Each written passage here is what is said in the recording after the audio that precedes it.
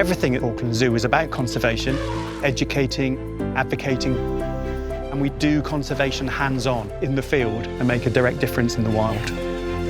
This is why I do what I do. This is the epitome of it all. We are scientifically driven and motivated. This is the first time this has been done. There must be a way we can succeed, and we're just going to keep trying. Using our skills in the zoo to provide support for the most threatened species we have. This time on Wild Heroes. The zoo's 2 Sumatran tigers come together as part of an important breeding program. She bit him on the bum and we think it might have knocked his confidence. The vets work to save 2 rare native wetland birds. We haven't seen this success with another bittern. And the zoo team travel to French Polynesia to help save an endemic bird. If we don't do something now, we're going to lose the species forever.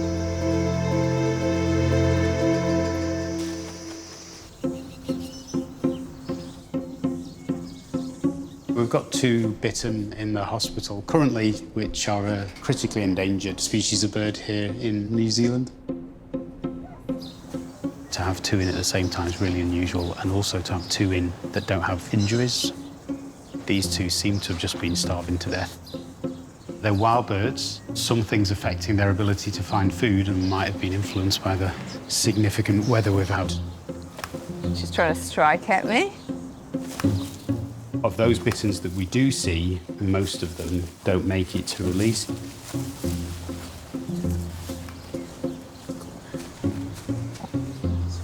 It's really good body condition now, isn't it? It's gone from only skin and bone to lean side of OK. That's a significant improvement. Mostly they find food by striking with their beak. They're very, very accurate with that. Really wet weather makes food hard to find and catch. Freshwater fish, frogs, rats. It's eating really well by itself and it's not on any medication. So that's really encouraging. 843, so she's gone up almost 50 grams.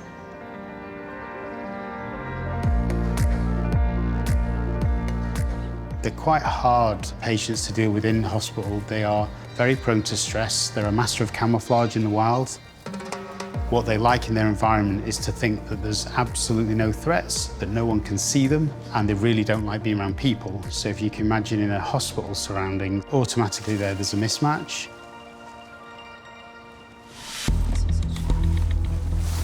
At the moment, we are still quite concerned about bird 2. It's definitely behind in its rehabilitation compared with the first bittern. The body condition is definitely better than it was, but it is much lower than the other one. It will stay with us in the hospital and we will keep monitoring it closely. It came in a very critical state, severely underweight and dehydrated. That can have all sorts of long-lasting effects on organ function that may not appear until further down the road. We're really hoping that it will continue to improve, but there's always caution about being too optimistic.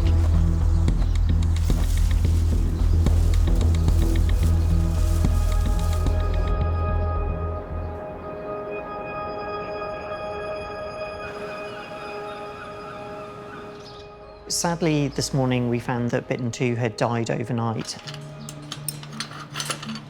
It's really disappointing for the team, especially with a bird that we know the population is so low. It's an inevitable part of working with wildlife. It's too soon to say exactly what has happened and what the cause of death is, but it will have a full post-mortem examination, and that will hopefully give us some answers.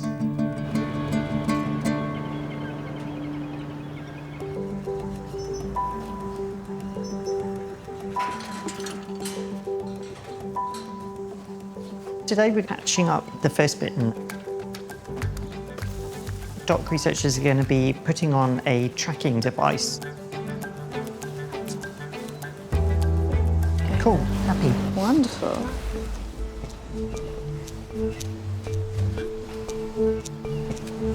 So, got it? Yep.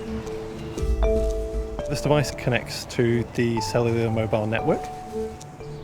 It gives us live information of what the bird is up to.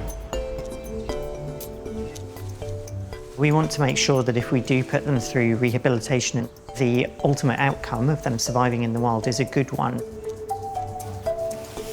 We have a little weak link at the front. That means that if that harness gets tangled, the bird can pull back and the harness comes apart. This yellow here is very characteristic of a juvenile. When this bird came in, there was actually no pectoral muscle mass at all. It was just skin onto bone, absolutely nothing. So it's amazing feeling it now. This bird is really lucky. Yeah. Really lucky to be alive. She was right on the edge. In New Zealand, they're nationally critical, the highest threat classification. This bird is female. We've got a lot less females than males, so they're very special birds. It's 52.1. This is an apex predator of our wetland environment, a flagship species. It's our job to do our best to save them from the brink of extinction. We just want to monitor that it's doing well with the tracker on, then we will get it released as soon as we can.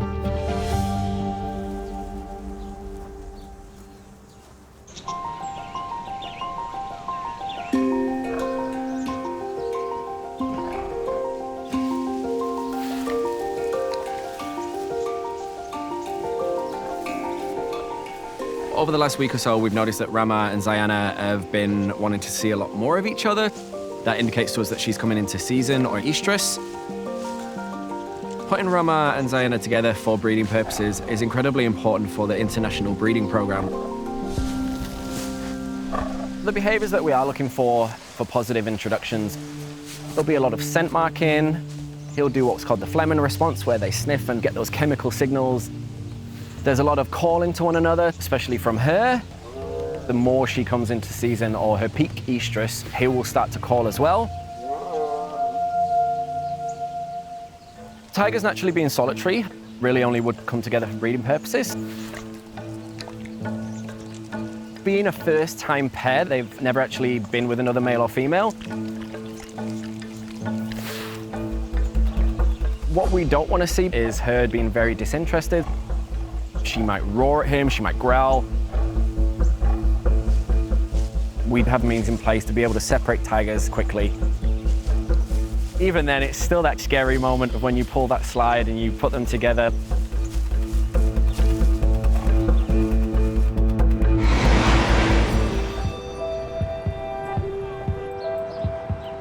This morning we're going to take our Australasian bittern, our Matuku Hurupo, up to an area of wetlands near Dargaville.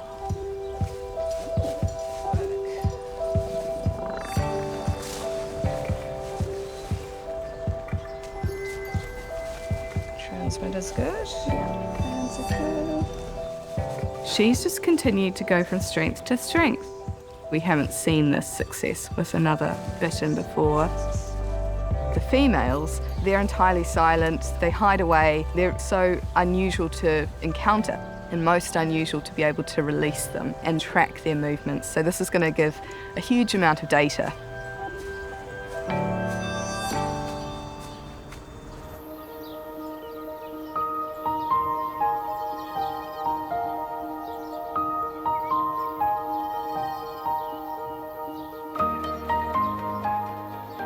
This lake here is Rotokoa.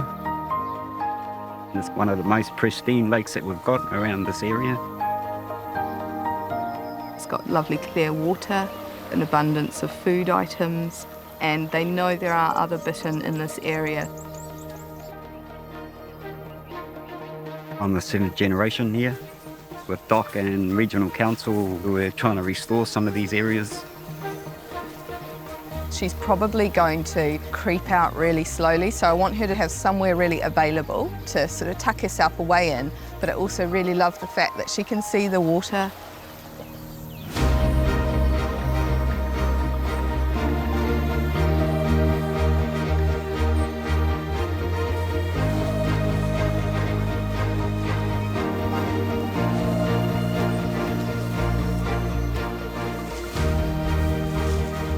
We've all put in this mahi and we've just had this amazing experience. We've released her into a natural habitat. It's just fantastic.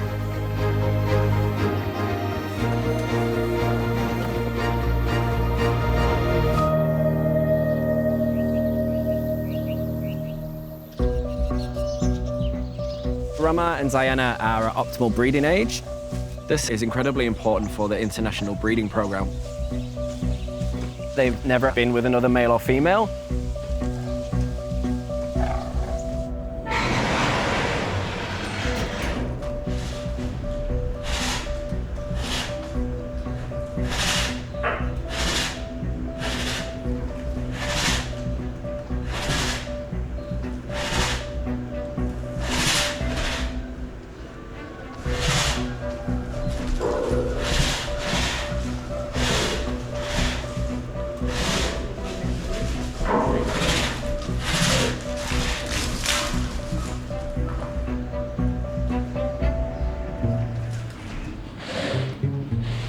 As far as first introductions go, we were really happy.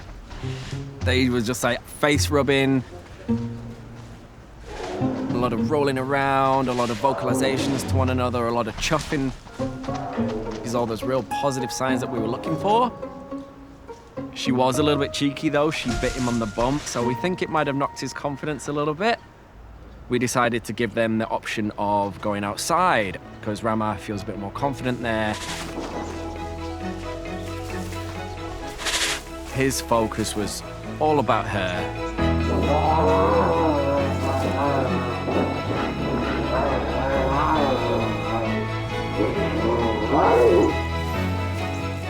We saw our first successful mating. It was amazing. Tigers being induced ovulators, she does need multiple matings to stimulate her ovaries to produce eggs. They were just naturally doing what tigers would do when they're in season with one another.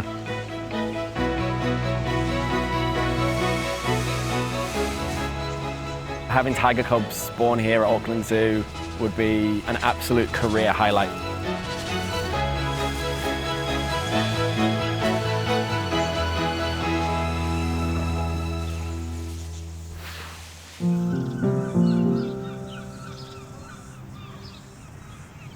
Modern zoos are conservation organizations. They invest time and resources on the conservation of species in the wild. Fatuhiva is a small island. It's about 40 square kilometers in the north of French Polynesia.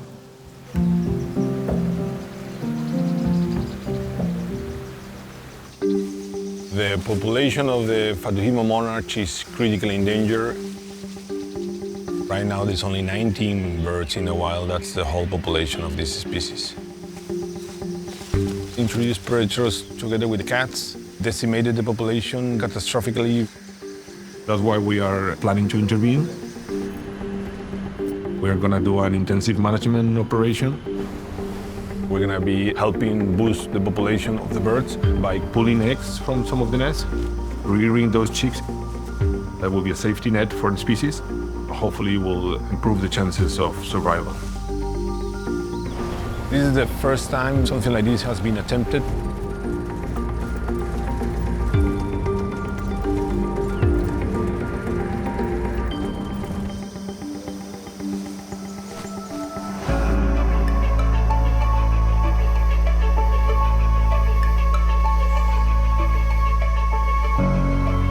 Fatuhiva is one of the most remote islands in the whole country.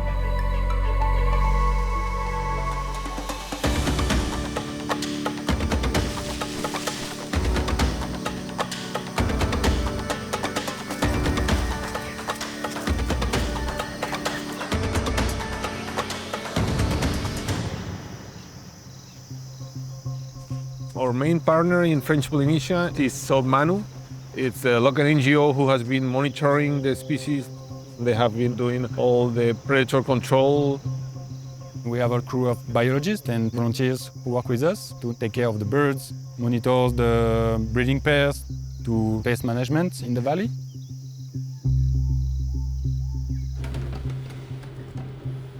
So we just finished setting up the incubators. And now we need to prepare this. This is the container where we're gonna bring the egg in.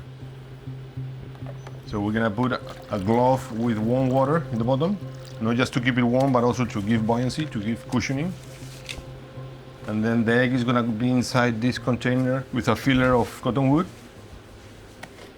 So here we're gonna put one of these data loggers that measures the temperature and the humidity. So we're gonna keep track of the conditions of the egg at all times.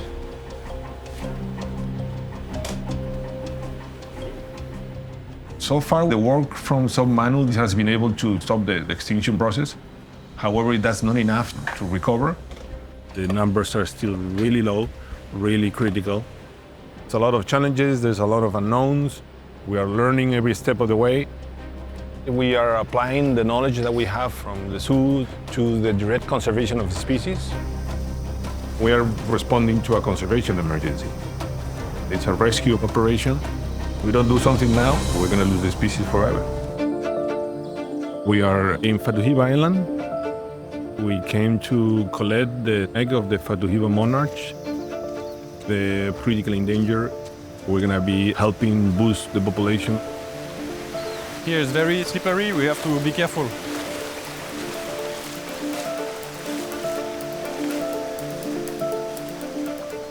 We know that there is an egg laid in one of the nests. We are lucky that it's an accessible nest.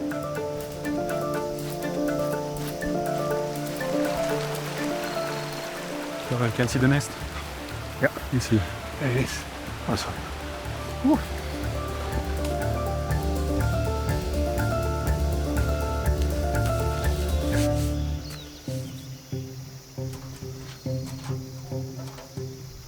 To pull the egg, it's a pretty complicated task.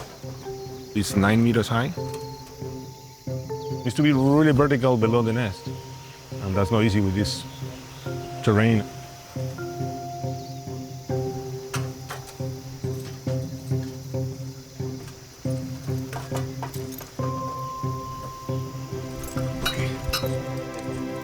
Anytime we handle such a small egg, such a fragile egg, is risky. We need to be very careful when pulling it from the nest and also during transportation.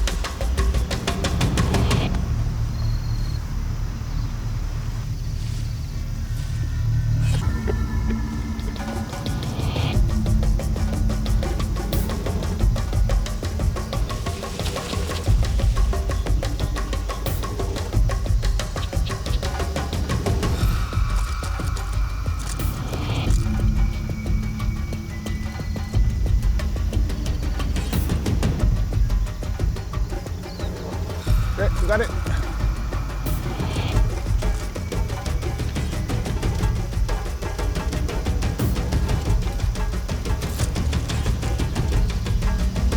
Okay, good to go.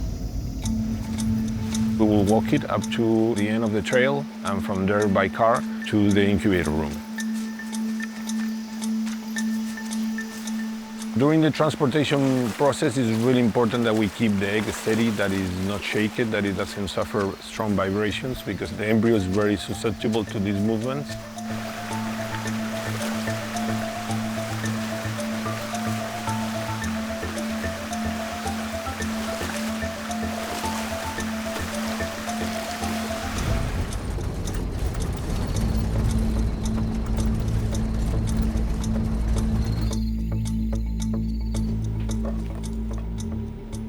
First thing we will do, we will look at it through the light, to candle it, assess, if it's fertile first.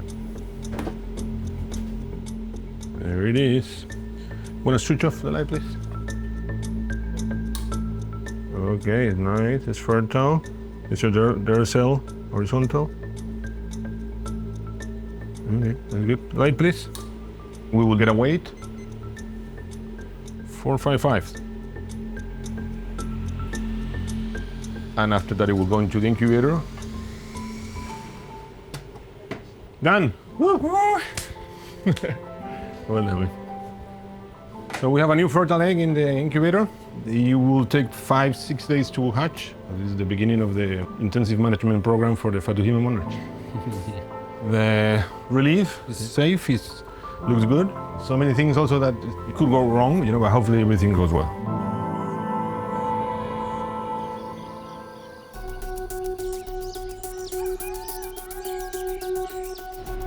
In the incubator, it's very important that the egg is under very controlled conditions.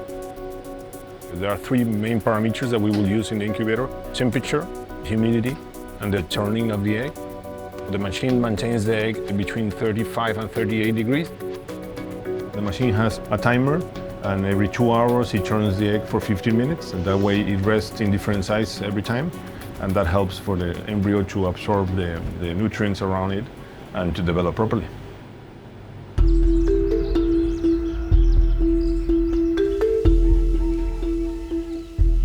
So this morning we candle the egg. The chick has already peeped inside, so it's already breathing from the air cell, and we're expecting it to hatch anytime now.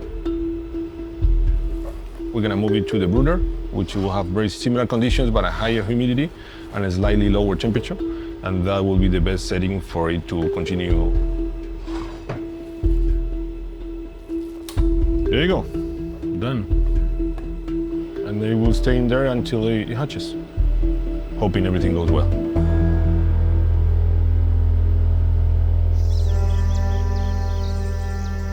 This morning I came to the incubator room because I thought that maybe the egg was starting to hatch. It's really good. You see, there's not so much vessels anymore. It's all filled with the bird. Oh, look at it, it's peeking in there. You see that? Yeah. The little dot, that's the big trying to break.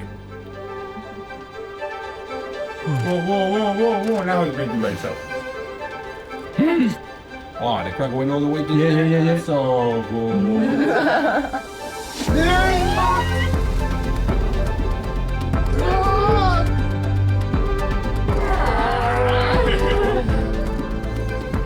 It's completely out of the shell and is resting, drying, getting back the energy.